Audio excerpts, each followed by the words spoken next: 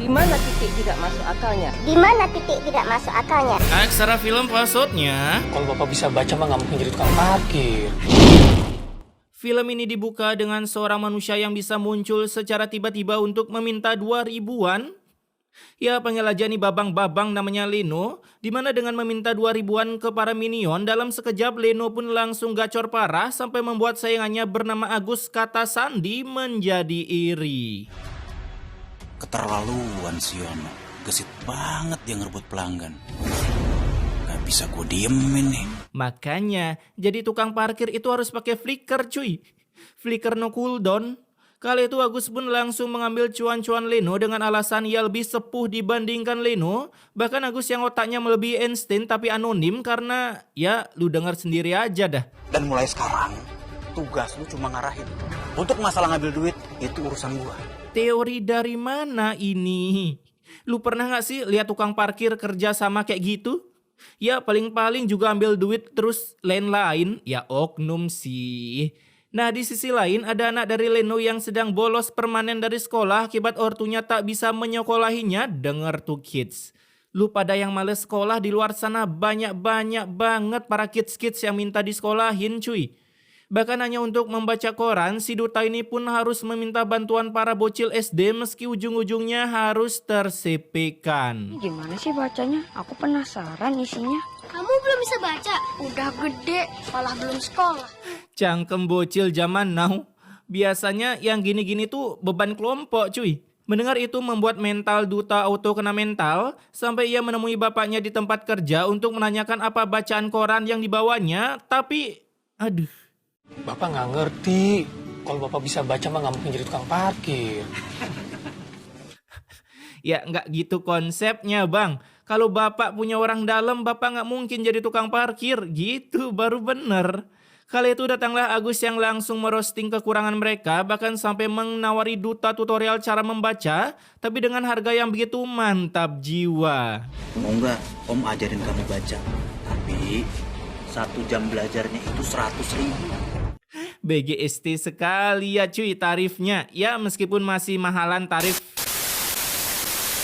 Meskipun Duta ini tak bisa membaca, ia pun tak menyerah untuk mencari cara agar bisa membaca. Dimana saat mereka berdua ini pulang, ternyata gue baru tahu penyebab Duta tak bisa diajari baca oleh emaknya. Karena rupanya sosok begundal di film ini adalah emaknya sendiri yang tiap Leno pulang kerja, selalu menggiveaway-kan bacotannya ketika melihat uang yang didapat Leno begitu sedikit. Di film kemarin ini mama kena kanker, sekarang gak kapok-kapok jadi begundal ya. Keesokan harinya Duta pun membantu bapaknya bekerja di pasar dengan menjadi builder pasar yang siap mengantar barang-barang para minion lemah ini menuju kendaraan mereka. Tapi ketika Leno melihat anaknya bekerja, ia pun langsung menyuruhnya resign. Aku kerja pak, biar aku bisa bantuin bapak. Biar bapak nggak diomel-omelin sama ibu. Udah kamu nggak usah kerja ya, kamu main aja. Gue kira dia nyuruh anaknya belajar membaca, malah disuruh main. Kali itu dari kejauhan ngesponlah istri Agus yang marah-marah ke Agus karena belum ada uang untuk bayar kontrakan. Ya biasalah, mana ada warga di sini punya rumah tetap. Semuanya ngontrak cuy. Alhasil baru aja selesai menyeruput kopi, Agus pun langsung nyamperin Duta lalu mengambil uang hasil kerja sebagai builder pasar dengan alasan untuk membayar kontrakan rumah. Segampang itu ya hidup. Rugi laki sama laki tapi anak dipalak kagak mau open war. Akibat anaknya dipalak, Leno pun langsung menyuruh Duta untuk resign jadi builder pasar agar ia bisa pulang menggantikan Leno mendengar cangkem istrinya yang suka ngebacot. Bahkan Duta diberikan segelintir cuan untuk menambal cangkem emaknya, ya paling banter nggak banyak cincau selama 3 jam. Alhasil saat Duta pulang dan memberikan uang itu ke emaknya. Baguslah kalau kamu punya pikiran buat bantuin keluarga. Tuh kan kalem kan? Leno baru aja menemukan tutorial cara menambal cangkem istri cuy. Buat yang belum nikah catet nih. Di sisi lain saat Leno lanjut kerja datanglah bosnya yang menyuruhnya untuk menjaga motor. Namun beberapa jam kemudian saat bosnya kembali ke parkiran ia pun sudah melihat motornya tiba-tiba ditilep begitu saja entah oleh tikus berdasi atau Agus. Ya Agus dong. Karena saat Leno dan Agus dipanggil ke sana. Motornya hilang pak. Kok kamu tahu? Agus bilek, tai lah, salah ngomong gua. Tapi beruntung dengan jurus pendoblehan, saya aslinya 2 orang, Agus pun langsung menuduh Leno sebagai pencurinya, mengingat ia sangat butuh uang untuk menambal cangkem istrinya yang tiap hari spam kata-kata kebun binatang, hingga membuat para warga berdatangan menuduh Leno sebagai maling. Kebiasaan para warga Wakanda, apapun berita yang hot ya pada ikut-ikutan aja biar seru. Lagian orang geblek mana sih yang nekat nyuri motor bosnya, padahal di sana banyak motor loh. Ratna yang di rumah, ia pun dihampiri oleh seorang minion untuk memberi kabar kalau suaminya sudah staycation di kantor polisi. Sehingga hari itu juga Ratna yang berteleport ke sana, ia pun langsung menggedik-dik-dik suaminya akibat mulai sekarang sudah tak ada lagi sosok pembanting tulang yang handal di keluarga mereka. Makanya kerja, Bu. Nah, beberapa hari kemudian Duta yang gabut, ia pun terpaksa harus menggantikan peran bapaknya sebagai tukang parkir motor yang ketika udah dikasih 2.000 tetap mengayomi pelanggannya, bukannya hilang. Cuaks. Tapi tak berselang lama muncullah Agus yang tak terima Duta kerja di sana, sampai ia mengasut bosnya untuk mengekik Duta dari sana mengingat bapaknya seorang pencuri. Jadinya beroja bekerja sehari, si Duta harus berkeliling lintas galaksi mencari info loker yang pastinya susah baginya, mengingat dirinya tak bisa membaca apalagi menulis, sedangkan orang yang sudah lulusan S1 plus pernah buy one dengan Madara pun belum tentu dapat kerja. Hai. Sehingga saat pulang, Duta pun langsung menerima cocotan dari maknya karena tak punya uang untuk menambal cangkemnya yang sedang kelaparan. Maafin aku ya, Bu. Aku tadi diusir dari tempat kerjanya Bapak, Bu. Ya, emangnya kamu nggak bisa cari kerja di tempat lain? Lah, dia sendiri aja kagak kerja. Makanya, Bu, udah tahu susah, jadwal ngecasnya dijarangin apa. Kebanyakan dengar banyak anak banyak rejeki sih, ya gini jadinya. Di malam harinya, Duta yang tak berhenti mencoba, ia pun kembali mempraktekkan tutorial cara membaca sampai dihampiri oleh emaknya yang bukannya mengajari anaknya malah memberi tutur kata family friendly-nya. Ibu tuh nggak ada waktu ya buat ngajarin kamu kayak gini ya? Belajar aja sendiri. Udah tahu dia kagak bisa baca, caranya dia belajar sendiri gimana weh? Udah tahu ini zaman megalitikum belum ditemukannya HP. Mendengar tutur emaknya, besoknya si Duta kembali mencari orang yang mau mengajarinya, tapi malahan terkena ribuan senggolan oleh para bocil FF yang kabur dari sekolah. Alhasil karena terlalu kepo gimana sih rasanya sekolah, Duta pun OTW menuju salah satu SD untuk mendengar guru mengtutorialkan para bocil FF cara mengeja dan menulis agar tak salah ketika membuat nickname di akun FF-nya. Ngapain kamu di sini? Selain murid di sekolah ini, orang lain dilarang masuk. Sekarang pergi. Pergi dong. Widih, serem bet Pak. Ada ya satpam galak gini? Tegas kagak, kasar iya. Di sisi lain ngesponlah entitas terkuat di muka bumi ini dengan pekerjaan idaman kita semua ketika udah tua. Yap, benar, pemilik kontrakan. Dimana karena Ratna belum bayar kontrakan, ia pun diberi waktu 1 minggu jika tak mau dikik secara paksa dari sana. Usir aja lah, kontrakan apa rumah kayak zaman penjajahan? Minimal kalau mau nyewain rumah tuh direnovasi tipis-tipis lah dulu weh. Kembali ke Duta saat ia menjelma menjadi tukang parkir. Ia pun auto diberi bacotan oleh pemilik kafe karena udah jelas-jelas tulisan bebas parkir. Tapi karena Duta nggak bisa baca, ia malah meminta pungutan hasil kiri-kiri kanan-kanan banting setirnya ke para pelanggan kafe hingga si Duta pun akhirnya diusir dari sana. Di Alfamaret tuh bebas parkir, tapi tetap aja ada tukang parkirnya ngespon tiba-tiba. Karena diusir dari sana, Duta pun kembali mencoba menjadi tukang parkir di sebuah ruko. Ini manfaat kameramen ngerekam depan ban motor apaan weh? Tapi tetap saja beroja kerja parkir satu kendaraan, datanglah si tukang parkir yang real untuk mengusir Duta dari sana. Akibat tak terima lahannya diambil oleh Duta. Duta. Harusnya demo aja sana minta lahan parkir. Kayak para ormas yang katanya pemuda tapi isinya tua-tua. Kala itu Duta yang surrender mencari info loker, ia pun kembali ke rumah untuk menambal cangkem emaknya dengan segelintir cuan, tapi tentunya uang segitu tak cukup menambal cangkem Ratna yang cuman bisa berharap cuan lebih dari anaknya untuk beli lauk maupun bayar kontrakan. Kamu denger ya, kalau kamu nggak bisa cari uang lebih banyak lagi dari ini, ibu bakal serahin kamu ke orang yang mau ngadopsi kamu. Lah, bagus dong, udah nggak kismin lagi.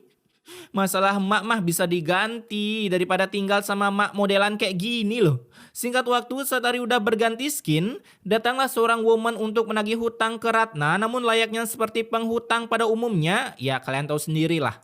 Lebih galakan yang ngutang cuy. Bayar utang dong. Saya belum ada uang.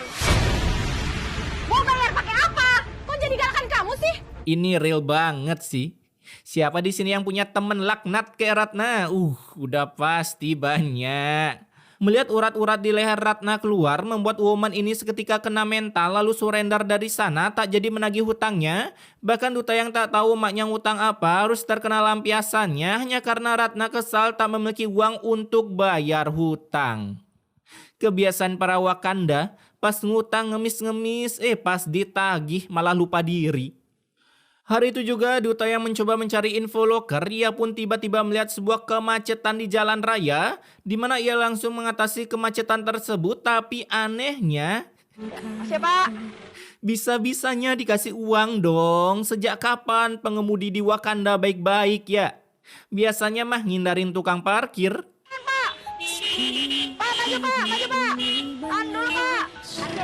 Ya. Modal diem di pertigaan uang ngalir cuy. Tak berselang lama datanglah si botak doang kanker kagak ini ke sana untuk menagih hasil parkiran ke duta. Hingga lagi-lagi hasil kerja keras duta harus gagal dan pulang dengan membawa uang seadanya. Mana duit yang kamu dapat hari ini? Ini Bu. Uang segini mana cukup buat bayar kontrakan duta? Kalau mau bayar kontrakan instan jangan kena azab gua. Kalau mau bayar kontrakan instan jangan markir blok. Tolol yang ngeselin bet cuy. Udah tahu uang hasil markir kagak seberapa, ngarep sehari udah bisa ngelunasin kontrakan. Alhasil karena tak memiliki cuan yang cukup, saat emak kontrakan ke sana, Ratna dan Duta pun auto di-kick dari kontrakannya yang seperti rumah zaman penjajahan itu. Bahkan beroja keluar dari rumah, sebuah motor racing pun tiba-tiba menyenggol dong perut Ratna hingga menggedi ke sebuah aspal, dan dari kejadian ini dapat dipastikan Ratna termasuk bayinya tak mungkin selamat. Beton cuy, damage-nya 9999 bisa mendelete seseorang kalau kena. Nah beberapa jam setelah Ratna dibawa ke rumah sakit. Gimana keadaan ibu saya? Alhamdulillah, ibu kamu selamat dan sekarang sedang dirawat di ruang pasien. Lah, kok masih hidup? Tumben damage beton tak sesangar seperti biasanya. Kala itu saat Duta ke ruangan emaknya. Gimana Bu keadaan adik aku? Kan nanya lagi kamu. Kamu gak lihat? Adik kamu gak ada. Gelap. Mengetahui calon adik FF-nya terdelete-kan, Duta pun auto menangis, tapi ternyata ia menangis bukan karena kehilangan adiknya, melainkan bingung cara bayar rumah sakitnya gimana. Bahkan bukannya memberi semangat anaknya agar dapat kerjaan bagus, yang ada si Ratna malah merostingnya soal kekurangan Duta. Kecil kayak kamu mana bisa diandalkan. Kamu gak bisa ngasih duit banyak. Baca tulis aja kamu tuh gak bisa. Jadi mana bisa kamu dapat kerjaan yang bagus? Aduh sakitnya itu, minimal skill 1 dulu lah, jangan langsung ulti. Mendengar pengerostingan dari maknya, Duta pun langsung menuju lapangan untuk mencari cuan sebagai tukang parkir. Sampai membuat mama ini begitu salut melihat kerja keras dari Duta. Hasil si Ma ini yang kebetulan pemilik lahan di sana langsung merekrut Duta sebagai tukang parkir sah di area tersebut. Kamu kecil-kecil pintar juga yang ngatur kendaraan. Oh ya, mumpung di sini belum ada tukang parkir, gimana kalau kamu jadi tukang parkir di sini? Kamu mau nggak? Widih, habis di roasting langsung dapat rezeki. Kalau kayak gini konsepnya mah, ayo aja lah, ikhlas gua di roasting. Nah singkat cerita, setelah 1 minggu bekerja, kini Duta pun sudah bisa membayar tagihan rumah sakit sehingga emaknya sudah bisa dipulangkan. Dan sekarang dikenalkan oleh bos Duta, si pemilik lahan dan kafe, di mana Ratna langsung diberikan tempat tinggal beserta sebuah loker kerja sebagai builder kafe, tapi tanpa memandang ras seperti yang ono. Hasil kini Ratna pun sudah selesai memberikan tutur kebun binatangnya ke Duta. Bahkan sekarang cangkemnya sudah bisa berkata, maaf ya nak, yang dulu sempat dijadikan samsa untuk melampiaskan emosinya. Ibu minta maaf ya, selama ini ibu udah kasar sama kamu. Kata-kata mahal dari woman ini cuy. Kapan lagi lihat woman minta maaf? Hari demi hari, kini Duta pun sudah sibuk dengan kerjaan memarkirnya, tapi baru aja bisa bebas dari para manusia begundal. Kini dari kejauhan ngesponlah Agus yang tiba-tiba iri melihat kesuksesan Duta, bahkan berniat menggeser posisi Duta sebagai tukang parkir. Lihat aja nanti, gua akan gantiin posisi si Duta di sini. Sekarang gua harus cari tahu siapa pemilik rumah makan itu. Ada nggak sih episode pintu berkah yang nggak ada begundal sama sekali? Kala itu saat Agus masuk ke dalam, ia pun akhirnya berhasil mengetahui siapa pemilik kafe di sana. Sehingga saat bosnya pulang, datanglah Agus yang ingin berbicara empat mata ke bosnya. Mengatakan kalau Bapak Duta seorang top global narapidana dengan masa hukuman terlama, ya wajar karena nggak bisa memotong durasi hukuman, nggak ada duit. Hasil mendengar itu, seketika bosnya sedikit ragu tentang keberadaan Duta dan emaknya yang dibiarkan tinggal di gudang kafe. Apalagi kebetulan salah satu karyawan kafe ternyata memiliki sifat begundal dengan diam-diam menghayal maling uang penjualan. Kok segampang itu ya? Di atas mesin kasir masa kagak ada CCTV loh. Lalu uang hasil hayal maling itu diserahkan ke Ratna dengan alasan ingin menitip uang. Aku titip uang gaji aku ya. Aku lupa nggak bawa dompet. Nanti kalau mau pulang ingetin saya ya. Iya. Kok bisa-bisanya nitip uang padahal udah bawa celemek masing-masing? Cara berpikirnya gimana itu? Nah, keesokan harinya ketika bosnya datang, ia pun tiba-tiba memberikan tatapan kejudesannya ke Duta setelah tahu bapaknya menduduki posisi tahanan terlama di Wakanda. Apalagi saat masuk ke dalam, bosnya mendapati uang di kasir kurang. Saya baru aja kehilangan uang di laci kasir sebesar 700.000. Jadi saya harap yang mengambil segera mengaku. Sehingga saat bosnya mengecek satu-satu karyawannya, ia pun mendapati uang tersebut berada di dalam kantong celemek milik si Ratna. Ini uang gajinya Ririn, Bu. Tadi katanya Ririn gak bawa dompet, jadi nitip uangnya ke saya. Ya kan, Rin? Bukan. Mamam tuh, kena karma kan? Dulu keseringan jadi begundal sih. Akibat kejadian tersebut, Duta dan emaknya pun langsung dibuatkan surat resign dari sana, lalu dikit begitu saja meskipun cuaca di sana sedang hujan deras. Gue suka bingung mereka kagak tahu arti neduh atau gimana ya. Bisa-bisanya bawa barang-barang pindahan sambil hujan-hujanan. Kala itu karena tak ada tempat neduh, mereka pun OTW ke masjid untuk sholat sekaligus berteduh. Duta sama emaknya dapat outfit dari mana? Barang-barangnya kan basah semua. Aduh, kocak gaming emang. Di sana Duta pun memohon agar fitnah yang terkena maknya segera terungkap. Alhasil doa itu pun langsung terwujud secara instan. Dimana ketika hari udah berganti skin, akhirnya si bos baru sadar kalau pernah memasang CCTV di kafe. Jadinya setelah mengecek dan mengecek, akhirnya terungkaplah siapa pencuri uang di kafe tersebut, yaitu begundal ini yang tentunya langsung dipecat dari sana. Ternyata uang yang hilang tempo hari itu kamu ya yang mencuri ya? Enggak, Bu. Coba kamu lihat rekaman ini.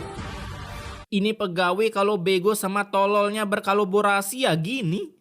Kerja di sana bertahun-tahun kagak sadar ada CCTV. Di sisi lain saat Agus hendak COD-an dengan pembeli motor Aerox yang ia curi dari bosnya, dari belakang berflikerlah bosnya ke sana dan begitu terbagongkan melihat kebegundalan Agus karena selama ini ia mengira Leno lah pencurinya, namun tak berselang lama datanglah pasukan para minion yang langsung menangkap Agus untuk dibaku gedik bareng-bareng lalu ditransferkan ke kantor polisi. Nah, di hari yang sama, mantan bos Duta pun mendatangi sebuah masjid dan berhasil bertemu dengan Duta serta Ratna, di mana kedatangannya untuk merekrut kembali Duta dan Ratna sebagai builder di kafenya setelah mengetahui kalau mereka telah difitnah. Apalagi tak berselang lama, muncul juga mantan bos bapaknya ke sana untuk memberi kabar kalau rupanya si Leno tak bersalah, melainkan si Agus yang sudah ditransfer ke polisi. Bahkan ini aki-aki sudah mengajukan pembebasan Leno dari penjara. Kemudian beberapa masehi pun berlalu, akhirnya Leno sudah dibebaskan juga dari penjara, namun baru aja bebas, ia pun sudah dibuat bagong melihat perut Ratna tiba-tiba mengecil, mengira anaknya sudah lahir, padahal aslinya anaknya telah terkena hackback tak jadi dilahirkan ke muka bumi. Setelah bapaknya bebas, kini mereka berdua pun menjalani jobnya sebagai builder kang parkir yang bercita-cita memiliki lahar parkir sendiri, di mana berawal dari sebuah andai-andai, akhirnya ketika 10 tahun berlalu, kini Udin yang udah besar, Udin sah anjing. Kini Duta yang udah besar, ia pun akhirnya bisa mewujudkan cita-citanya memiliki lahar parkir sendiri. Padahal modal banner tulisan doang, lagian lahar parkir mana yang isi stand-stand makanan. Dan film ini pun ditutup dengan kehadiran orang tua duta yang meskipun 10 tahun berlalu wajah mereka sama sekali tak menua. Bahkan sekarang kerjanya cuman healing-healing mengingat cuan terus mengalir meskipun mereka tak kerja sama sekali. Ya begitulah nasib punya lahan parkir seluas harapan bangsa.